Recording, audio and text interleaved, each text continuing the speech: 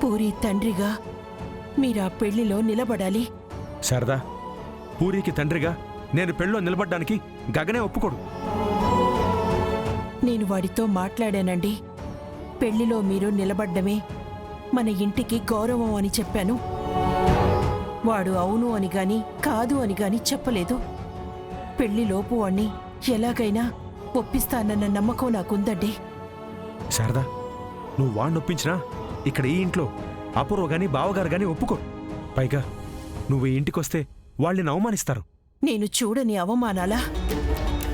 గగన్ను ఒప్పించాక మీరు వాళ్లకు తెలియకుండా వచ్చి పెళ్లిలో నిలబడితే వాళ్లకు తెలియకుండా పోతుందా? అప్పుడు నేరుగా పెళ్లికే వచ్చి గొడవ చేయరా? పెళ్లిలో జరిగే అవమానం కంటే అదేదో నాకు ఆ ఇంట్లోనే జరగనివ్వండి.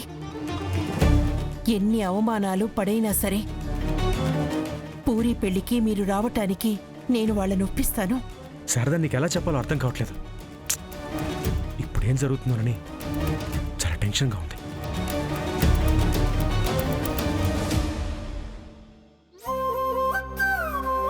సార్, మీరు తప్పకుండా రావాలి.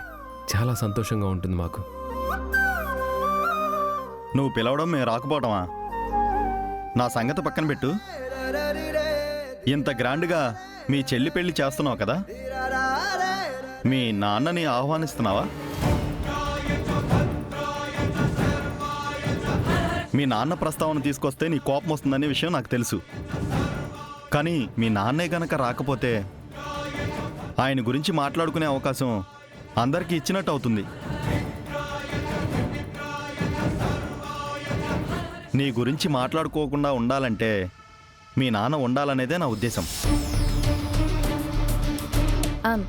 ఉంటారు అంకుల్. మావేని మేము పిలుస్తున్నాం.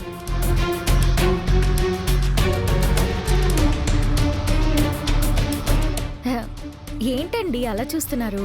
పిలుస్తున్నాం కదా. వస్తాం అంకుల్, వస్తాం. పెళ్ళికి తప్పకుండా రావాలి. సరే అమ్మా. పద బావా.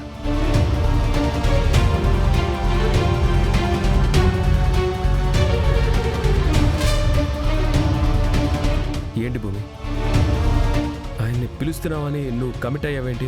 బావా, అత్తయ్య కూడా మావయ్య పెళ్ళికి ఉండాలని అడిగింది కదా. అడిగింది అయితే నేను అవునని కాదని చెప్పలేదు కదా. నువ్వు ఏమని చెప్పినా సంఘం ప్రశ్నించే ప్రశ్న ఇదే కదా. పెళ్లి కూతురు తండ్రి పెళ్లిలో ఉన్నాడా లేడా అని. ఉండడమే మన ఇంటికి మర్యాద అని నువ్వు అర్థం చేసుకోవాలి. ప్లీజ్